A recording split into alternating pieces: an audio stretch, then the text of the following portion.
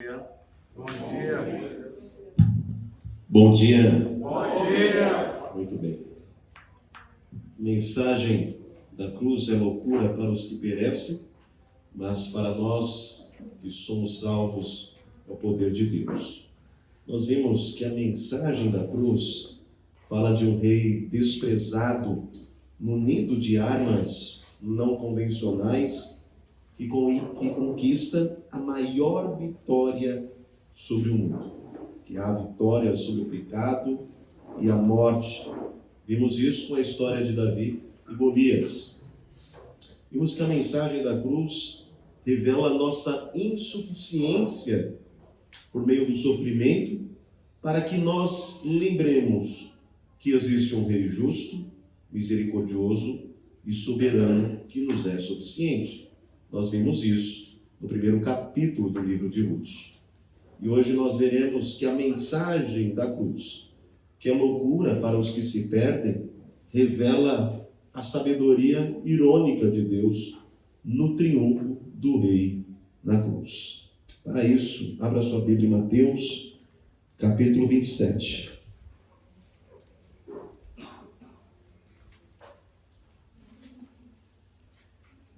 Passamos a leitura do versículo 27 ao 31.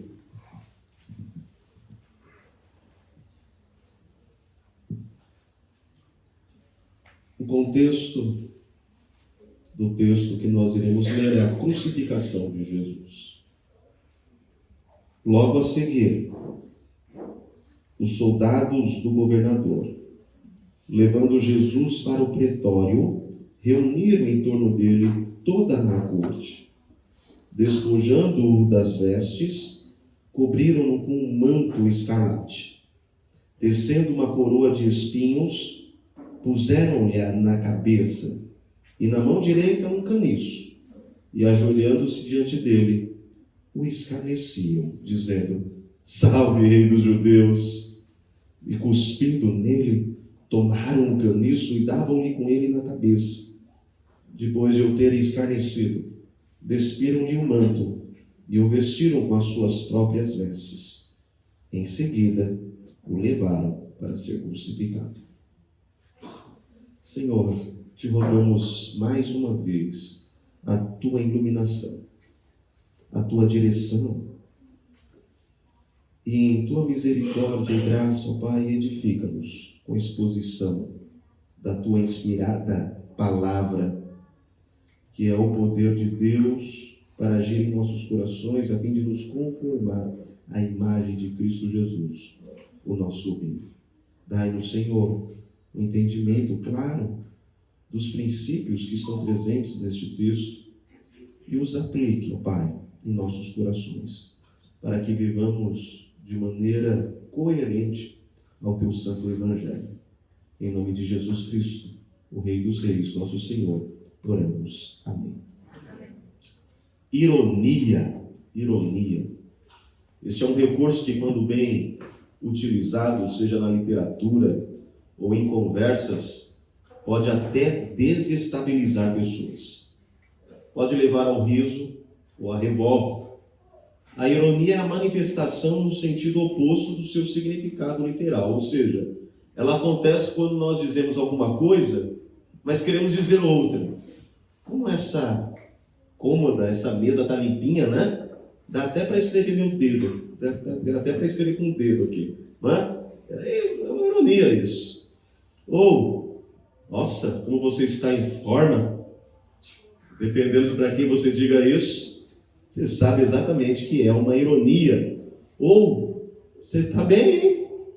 Está bonito. Ironia. A ironia pode ser a resposta a um exagero, uma tentativa de fazer rir, ou até mesmo de irritar. Uma forma de ofender sem assumir a culpa. Não é? Tem gente que fala uma coisa e você sabe que ela falou de modo irônico, e aí você se ofende, mas eu não disse isso. Você está ofendido porque você quer. Eu disse, na verdade, ao contrário do que você está pensando. Não, eu sei o que você quis dizer. Mas você fica meio que de mãos atadas, porque de fato a pessoa não falou aquilo. Ela falou que você é bonito, mas você sabe que ela quis dizer que você é feio, não é? Mas as palavras foram ditas de modo a fazer com que você entendesse o contrário daquilo que realmente foi dito. Dependendo de como usamos as palavras, dependendo de como nós usamos o tom de voz, podemos elogiar querendo ofender. Dizemos ser lindo aquilo que é ridículo, forte aquilo que é fraco, estonteante aquilo que é de péssimo gosto. Isso é ironia. E irrita, não irrita? Às vezes é engraçado, mas às vezes ofende, magoa. Quando nós lemos o capítulo 27 do Evangelho de Mateus, nós vemos uma gama de ironias. Mateus 27, a partir do versículo 27, se nós formos até o versículo 51, nós vamos ver uma gama, uma série de ironias diante de um Jesus aparentemente fraco, humilhado e prestes a sucumbir.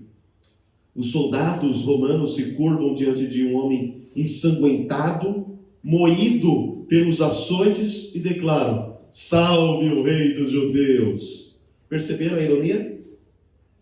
Se você continuar lendo, você vai ver que quando Jesus agora pregado na cruz, os que passavam diziam: tu que destróis o santuário, desça da cruz, salva-te a ti mesmo, desça da cruz. Não é irônico isso? E os sacerdotes se divertiam dizendo: salvou os outros e não pode salvar a si mesmo. Não são ironias? Que visam caçoar, zombar, ofender, humilhar. Mas por trás das ironias dos soldados, por trás das ironias daqueles que passam pela cruz, por trás das ironias dos sacerdotes, há uma ironia maior. A ironia de Deus, a ironia da cruz. O homem que é zombado como rei, é rei. É irônico isso, né? A ironia de Deus por trás das ironias dos homens.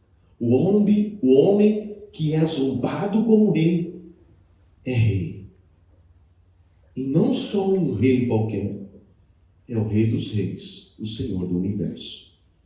O homem que está sem poder é onipotente. Tem todo o poder. Porque ele é verdadeiramente homem e verdadeiramente Deus. O homem que não pode salvar a si mesmo está salvando outros. Estas são as ironias da cruz, em resposta às ironias dos homens. E hoje nós vamos nos atentar à primeira ironia. O homem que é zombado como rei, é rei. Aparentemente Jesus fora açoitado antes, como parte do seu interrogatório. Isso era comum. E logo depois de proferir da sentença de crucificação, ele foi açoitado novamente. Nós vemos isso no versículo 26. Era costumeiro açoitar os prisioneiros antes de levá-los à crucificação. Mas o que aconteceu, de acordo com o texto, não era uma atitude padrão, não era algo que se fazia corriqueiramente. Os soldados parecem se divertir com o sofrimento de Jesus. Eles vão além do que cumprir ordens. Eles acrescentam humilhações, escárnios, que não era padrão. Soldados, sim, tinham o dever e obedeciam ordens no sentido de açoitar os prisioneiros antes de serem crucificados. Mas o que eles fazem, ao se divertir com Jesus, não é algo padrão. Parece-nos que eles veem ali uma plataforma para que eles coloquem para fora toda a sua maldade, sua crueldade. O que eles pensavam de Jesus. Eles se reúnem em torno de Jesus, tiram as roupas de Jesus e o cobrem com um manto escarlate. a cor dos reis. E então eles começam a fingir que Jesus é um rei. Em seguida, eles dizem: rei, um rei não precisa só de um manto escarlate, ele precisa de uma coroa. Então façamos uma coroa para ele, uma coroa de espinhos. Essas pontas dessa coroa, segundo os estudiosos, poderiam ter os espinhos, no caso, de 15 a 20 centímetros. Colocam na cabeça de Jesus. Os espinhos penetram o seu couro cabeludo. O sangue verte pela sua face. Uma roupa escarlate, uma coroa. Falta um cetro. Sim, o cetro que representa o domínio e o governo, de acordo com os antigos. Então, eles pegam um caniço e dão na mão dele, fingindo que aquilo fosse um cetro. Uma cana, um pedaço qualquer. E diz: eis aqui o teu cetro, ó rei. Prostrando-se diante dele, espancam brutalmente, batendo o cetro em sua cabeça e fazendo com que os espinhos daquela rude coroa finquem na sua cabeça. Então, eles escarnecem: salve, salve, rei dos judeus! E completam a aclamação, cuspindo na face de Jesus e batendo e espancando. As risadas escarnecedoras, estridentes, mantêm o recinto animado, até que os soldados se cansam. Vestem Jesus com suas próprias vestes e o levam para ser crucificado. Pesado, não? Ironias maldosas em torno de um tema: rei. Ficamos sensibilizados com as afrontas que Jesus, o Rei dos Reis, sofreu no pretório. Ficamos sensibilizados com a sua crucificação. Mas a verdade é que se nós proclamamos, mas de fato não reconhecemos Jesus como Senhor e Rei de toda a nossa vida, nosso louvor, nossa adoração não passarão de ironias. Perceberam isso? Se você vem aqui, canta, proclama que Jesus é rei, mas se isso não é verdade no seu coração,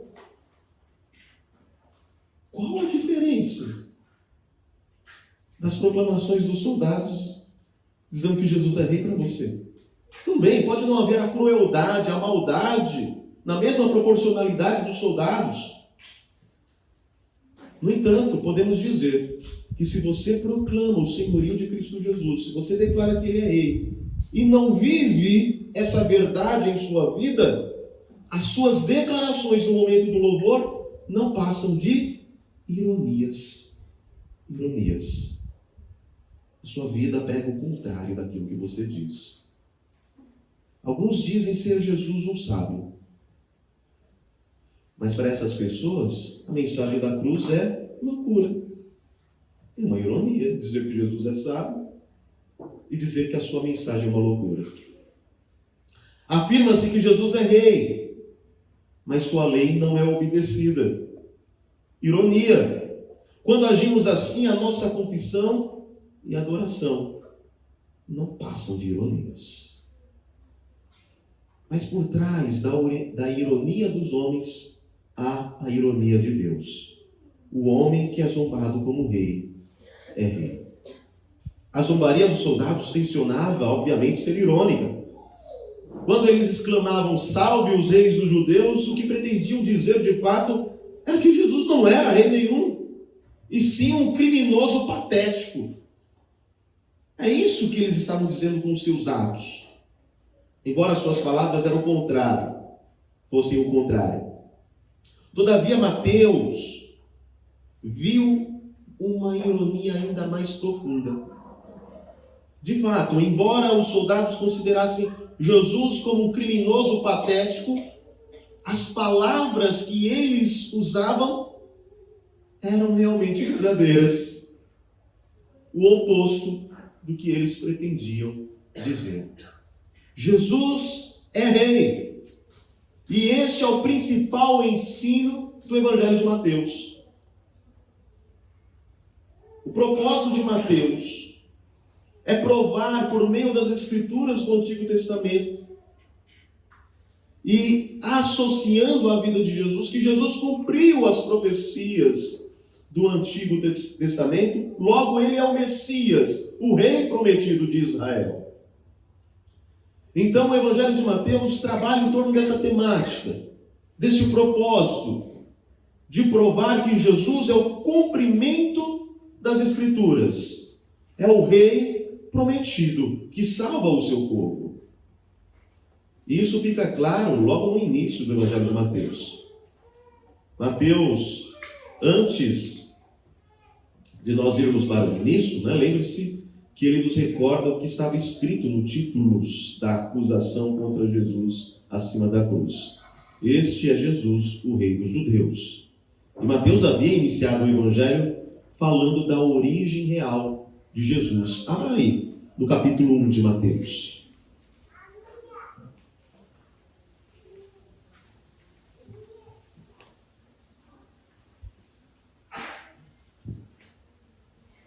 Livro da genealogia de Jesus Cristo. Filho de quem? De Davi. Não é importante isso? Porque ele quer provar a origem real de Jesus, o filho de Davi. Lembra que nós vimos ontem? Que numa época em que não havia rei, que cada um fazia segundo o seu coração, Deus estava providenciando um rei por meio de uma mulher desamparada, Noemi, e uma moabita, Ruth. E nasce então da relação, do casamento de Ruth com Boaz, Obed, que é avô de Davi. Obed tem Jessé, Jessé, Davi. Numa época que não havia rei, Deus estava providenciando um rei. Mas só que o livro de Ruth aponta para um rei maior. Vocês lembram que Elimeleque, o esposo de Ruth, morava onde? Em Belém. E vai para Moabe. E o que significa Elimeleque? Meu Deus é rei. Meu Deus é rei.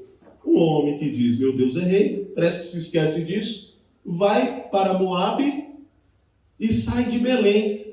E Belém é importante na história bíblica? Onde Jesus nasce? Em Belém. Em Belém. Agora o rei, o descendente de Davi, vem ao mundo. Então Mateus começa o seu evangelho. Eu vou falar do filho de Davi. Eu vou falar do rei prometido. Ele é rei.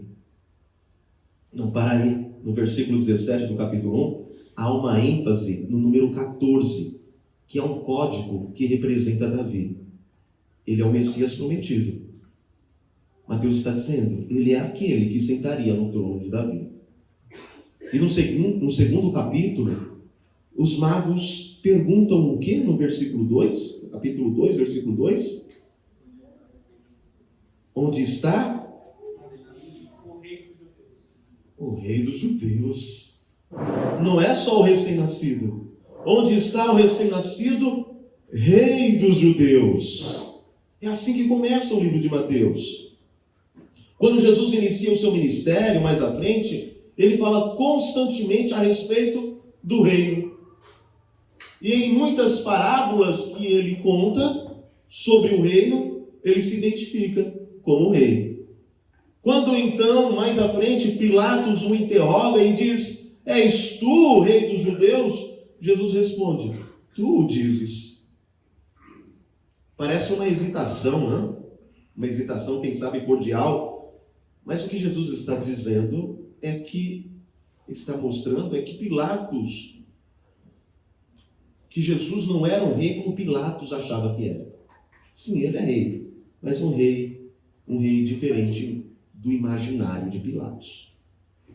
Logo, embora os soldados zombem, embora ironicamente eles digam que Jesus é rei, Jesus é de fato o rei dos judeus. Não só isso, ele é o rei do universo. Mateus sabe, os leitores sabem, e Deus sabe que Jesus é rei. Mas qual é o conceito de reinado que Jesus está lidando? Nós vimos a ironia dos homens, salve o rei dos judeus. Vimos a ironia da cruz.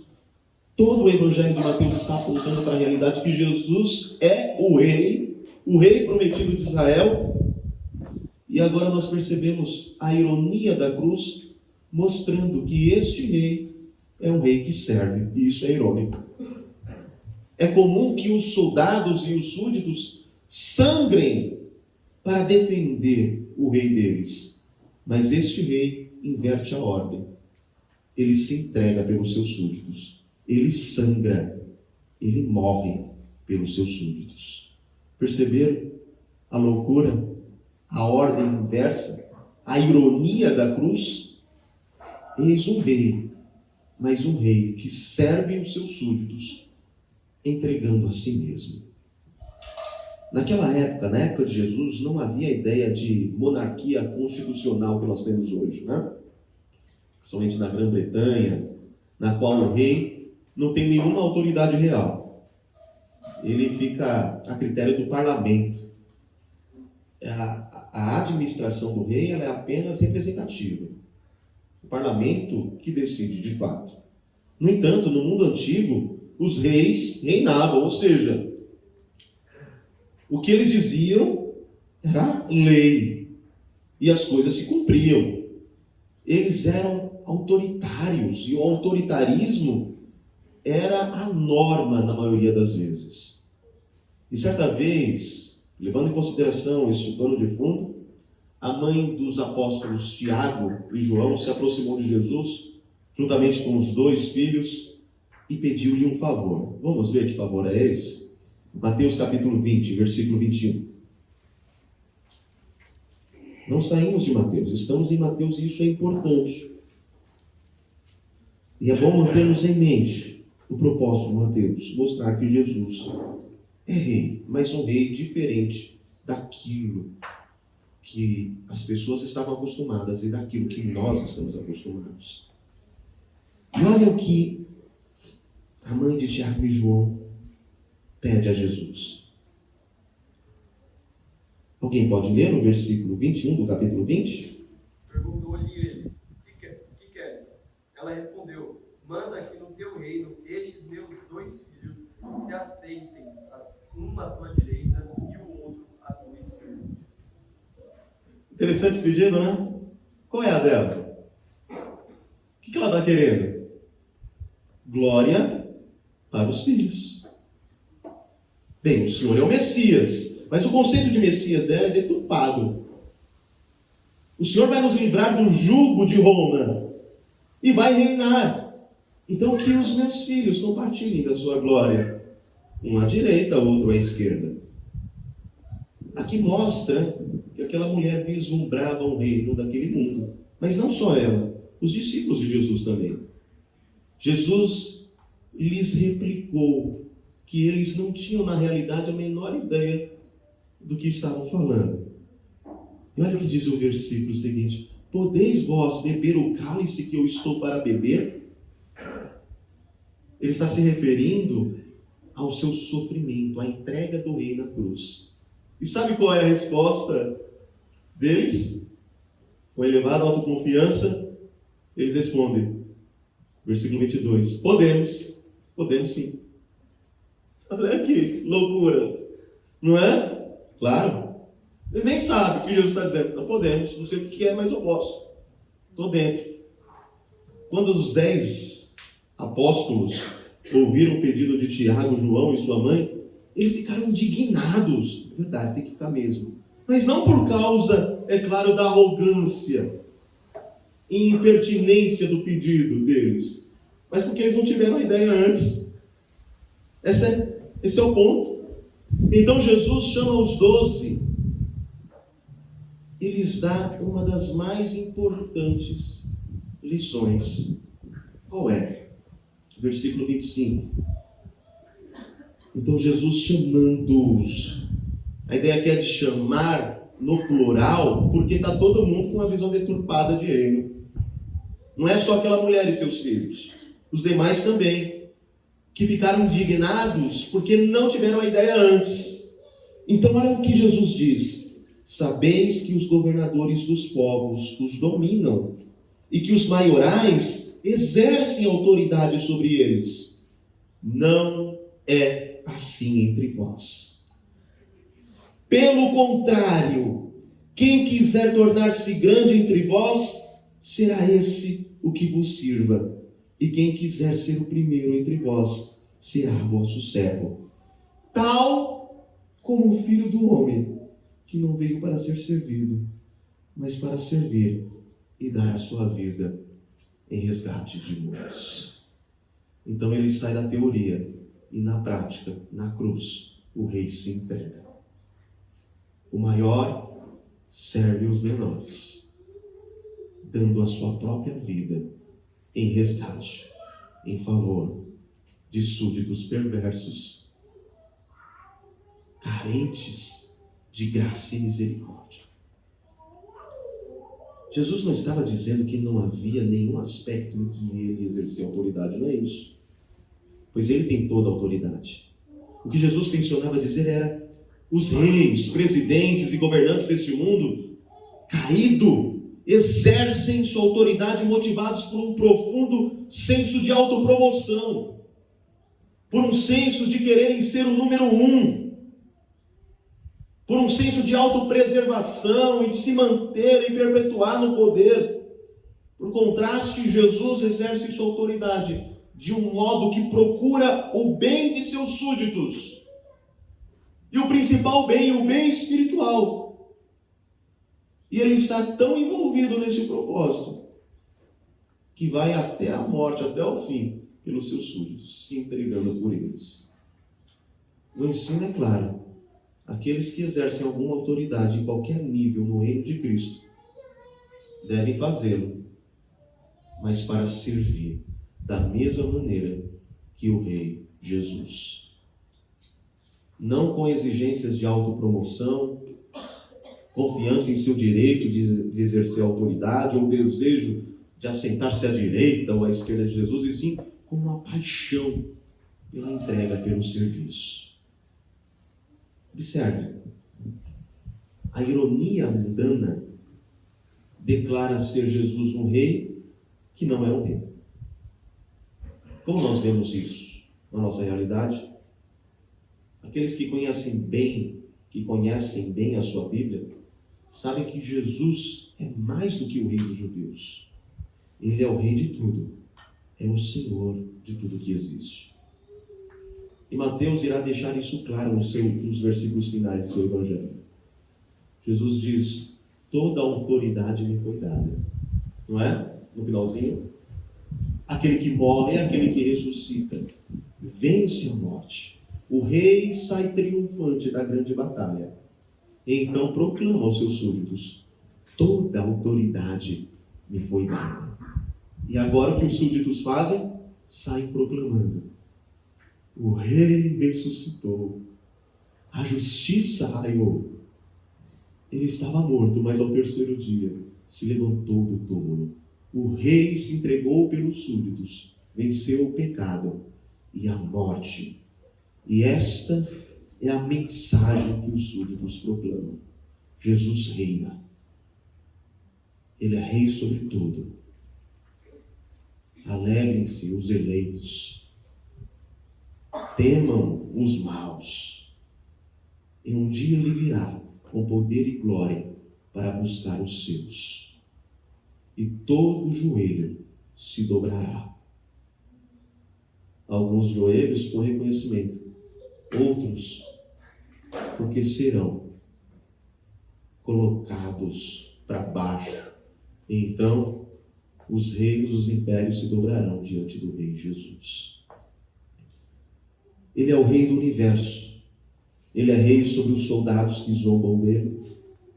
Ele é rei sobre mim e sobre você. E um dia Paulo nos assegura que todo joelho se dobrará, toda língua confessará que Jesus é Senhor. Porque o homem que é zombado como rei é o rei. Ele reina sobre tudo. Como cristão aplica isso na vida? Como cristão deve aplicar essa realidade em seu viver, para que não seja como soldados irônico, ao afirmar que Jesus é rei e viver como se ele não o fosse? Bem, nós sabemos que Cristo Jesus é rei e proclamamos isso quando nós encaramos todas as esferas da vida a partir da perspectiva do senhorio de Cristo Jesus. Abraham Kuyper declarou uma frase que nos é muito conhecida, não é?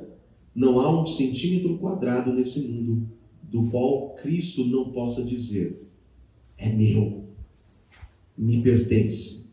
Ou seja, política pertence a Cristo.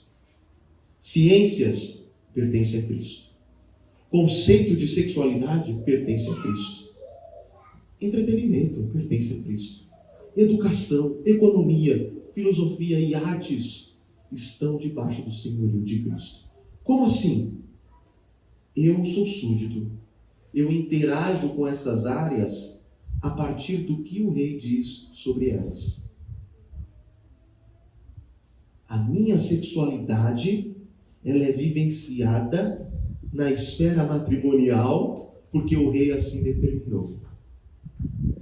A minha sexualidade é bem estabelecida, homem e mulher, porque o rei, o Senhor de tudo que existe, o Criador de todas as coisas, tem direito autorais sobre tudo que criou, e ele definiu o que é. Ele define o significado e o sentido. E eu, como uma pessoa que entendeu que eu estou debaixo desse senhorio, eu reconheço e proclamo. Política. O que vai definir a minha cosmovisão não é uma ala mais progressista ou conservadora, mas é o que a Bíblia diz. Eu me pauto a partir dos princípios bíblicos quanto à política, quanto à economia, quanto à filosofia, quanto à arte. Eu me divirto a partir dos limites definidos pelo rei. E eu faço tudo isso como uma forma de reconhecer que ele de fato é rei. E se eu não fizer assim, eu estou sendo tão irônico quanto os soldados. Venho à igreja e digo: ele é rei sobre tudo. Mas ele não entra na minha vida particular. Ele não define a forma como eu encaro a política, como eu entendo artes. Não, isso não tem nada a ver com ele. Então você está sendo irônico. Então ele não é rei sobre tudo. Suas palavras, seu louvor, não passam de ironias ofensivas a quem ele realmente é. Ele é um rei que serve. E isso também determina, o seu exemplo determina a forma como eu exerço a autoridade. Não só na igreja, mas em todas as áreas da vida também. Afinal, todas as áreas da vida devem ser desenvolvidas a partir do senhorio de Cristo como uma proposta de tributo ao rei e um espírito de servo para com o próximo. E não por causa do próximo em si, mas por causa de quem Cristo é. Quando eu me submeto a servir o próximo em amor, com os meus dons, eu o faço motivado por aquilo que Cristo é. Eu me entrego pelo próximo porque Cristo se entregou por mim. Porque Cristo se entregou pela sua igreja. Então, o meu serviço na igreja não tem como motivação a minha glória. O púlpito não é uma promoção para o ego. Eu canto, prego, ensino, eu sirvo em várias áreas da igreja, não é para ser o centro das atenções, mas é porque eu recebi dons do rei. Ele me deu presentes para o serviço, e é o que Paulo diz lá em Efésios capítulo 4. Vocês já pararam para ver isso? Efésios capítulo 4. Olha o que o apóstolo Paulo nos diz.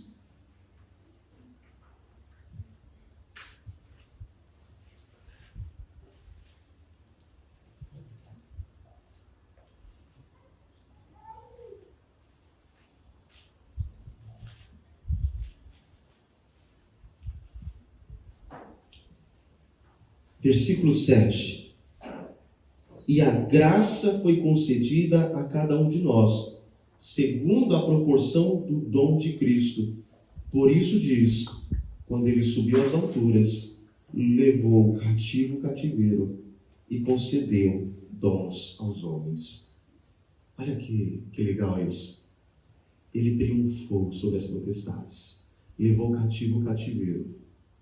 E agora o rei triunfante, que venceu a grande guerra, pega os despojos e divide com seus súditos. E esses despojos são dons. E estes dons devem ser usados como? Versículo 11. E ele mesmo concedeu uns para apóstolos. Aqui não é uma lista completa de dons, mas é a ideia de ele concedeu dons. E cita só alguns. Não é uma lista exaustiva.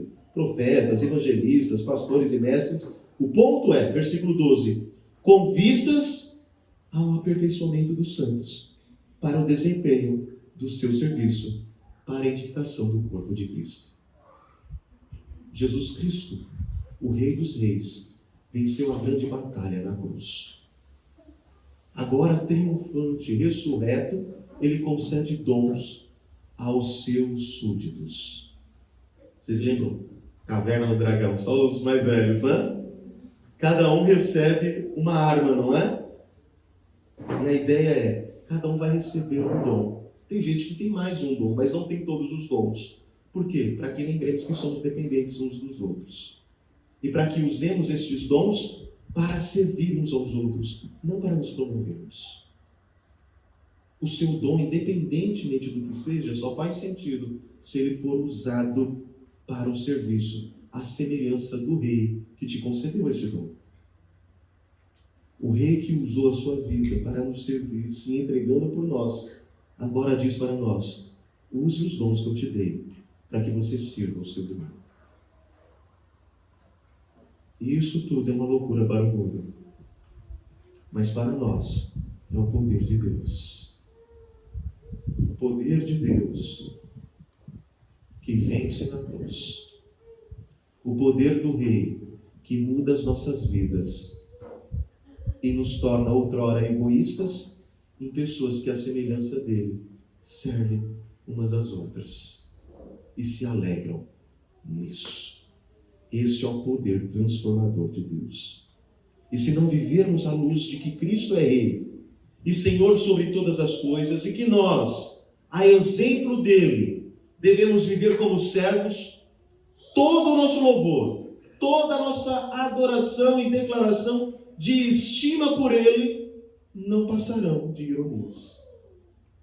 Conclusão, tudo aquilo que nós vimos até aqui. A mensagem da cruz fala de um desprezado, munido de armas não convencionais, que conquista a maior vitória sobre o mundo, sobre o pecado, sobre a morte. A mensagem da cruz, que é loucura para os que perecem, revela nossa insuficiência no sofrimento, para que lembremos que existe um Rei justo, misericordioso, soberano, que nos é suficiente. A mensagem da cruz, que é loucura para o mundo, revela a sabedoria irônica de Deus, que na sabedoria irônica de Deus, que faz com que o Rei dos Reis se entregue pelos seus súditos e triunfe na cruz. E nós, se de fato entendemos esta mensagem, que para nós não é loucura, mas o poder de Deus, devemos viver de modo coerente a este Rei, para a glória dele, para a nossa alegria, para o crescimento uns dos outros, sendo orientados pela ação do Espírito que reside em nós. Oremos. Ó Deus, aprove a Ti, no tempo e no espaço, tirar as escamas dos nossos olhos, para que entendêssemos a mensagem da cruz.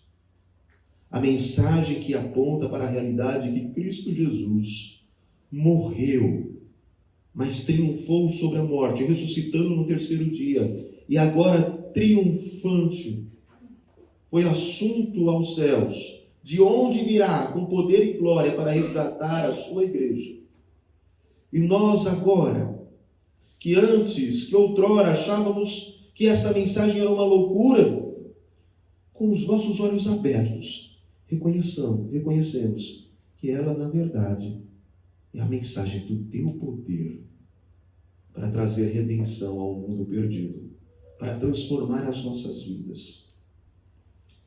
De modo, ó Pai, que pedimos mais uma bênção, que é a bênção de vivermos de modo coerente a esta mensagem. Crendo no Rei desprezado, que munido de armas não convencionais, venceu no nosso lugar, e que nele somos mais que vencedores. Crendo, ó Pai, que ele nos é suficiente, que as nossas vidas são governadas por um Rei justo, misericordioso, que nos ama e que está conduzindo todas as coisas soberanamente para a glória dele, para a alegria dos seus súditos. E que por meio dele nós adentraremos nas mansões celestiais. Dai-nos, ó Deus, a entender que esta mensagem revela a sua sabedoria, que nos é transmitida de uma maneira irônica em resposta às blasfêmias irônicas daqueles homens que viram Jesus na cruz. Ali na cruz, ó Pai, o Senhor nos mostra uma ironia mais profunda. Ali na cruz, ó Pai, a tua sabedoria supera a sabedoria dos sábios deste mundo. Ali na cruz, nós vemos que o homem que é zombado como rei é o Rei dos Reis. O homem que está sem poder é o Todo-Poderoso. O que não pode salvar a si mesmo está, na verdade, entregando a sua vida para salvar outros. E o Rei dos Reis não pôde ser detido pelo túmulo frio. Antes ressuscitou.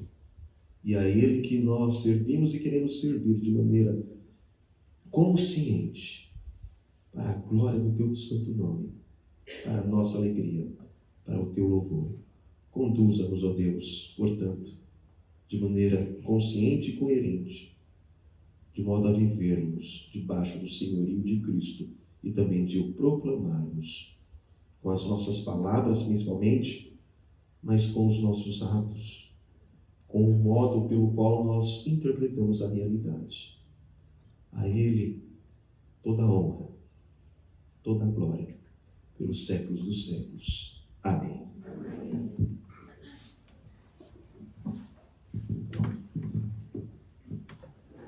Pessoal, esse foi